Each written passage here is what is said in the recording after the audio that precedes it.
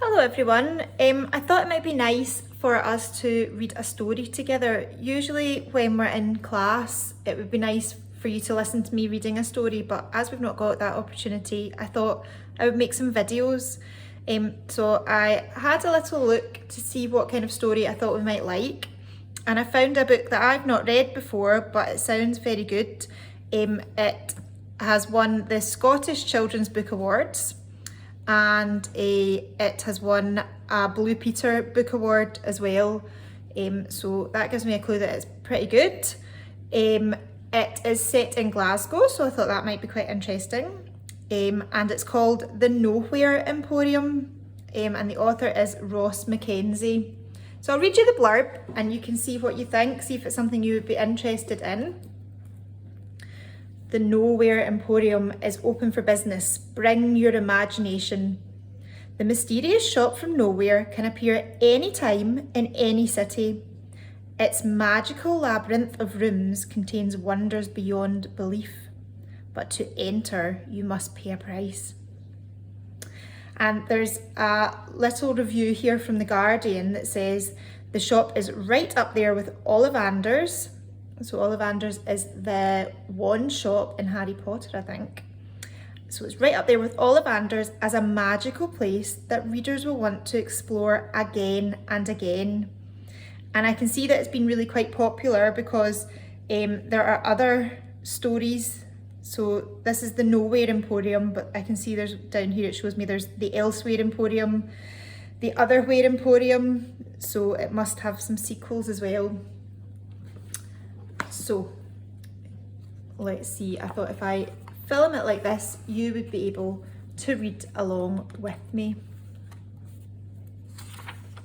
The Nowhere Emporium by Ross Mackenzie. Okay, so it starts with a prologue, which is really a little introduction. It'll give us a little bit of background information. So prologue, the shop from nowhere. The shop from nowhere arrived with the dawn on a crisp November morning. Word travelled quickly around the village, and by midday the place was abuzz with rumour and hearsay. There were 4 shops in the row yesterday. Today there are 5. Did you hear? It sits between the butchers and the ironmongers. The brickwork is black as midnight, and it sparkles strangely in the light. By evening time, a curious crowd had begun to gather around the mysterious building. They jostled for position and traded strange and wonderful theories about where the shop had come from and what it might sell, all the while hoping to catch a glimpse of movement through the darkened windows. The shop was indeed built from bricks the colour of midnight, bricks that shimmered and sparkled under the glow of the gas street lamps.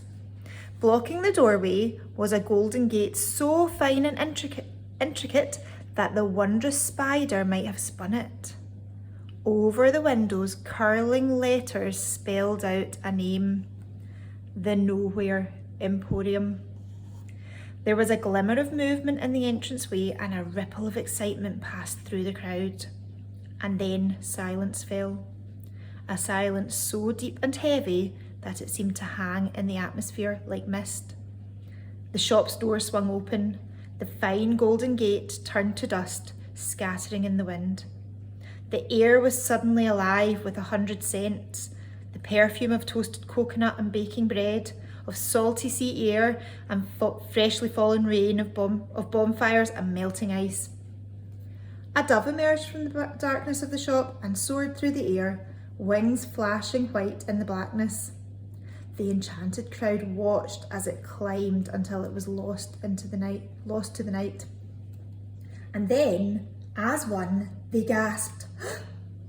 The black sky exploded with light and colour, and a message in dazzling fireworks sparks and shimmers spelled out: The Nowhere Emporium is open for business. Bring your imagination.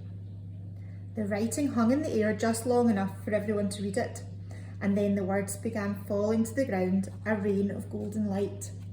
The crowd laughed in delight, reaching out to catch the sparks as they fell. Everybody who'd gathered outside the Emporium was entranced. No one had ever seen a spectacle such as this. One by one, they walked forward, touched the sparkling black brickwork, examined the tips of their fingers, and then they stepped through the door to find out what was waiting. 2 days later, when the shop had vanished, a stranger arrived in the village. He was polite and he paid for his room with stiff new banknotes. But something about him, his startling height perhaps, or the hungry look in his cold blue eyes, troubled the villagers. He asked questions about a shop built from midnight bricks. But the tall man couldn't find a single person in the village who could recall the Emporium. Within a day, he too was gone, and all trace of these strange events had faded from the history of the place.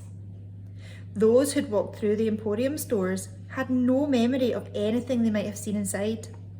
More importantly, none of them recalled the price of admission, the little piece of themselves they'd given for a glimpse at the Emporium's hidden secrets and wonders. Bring your imagination, the sign in the sky had requested. So that's the prologue. I hope you found that interesting, and I hope you're going to listen along to the rest of the story.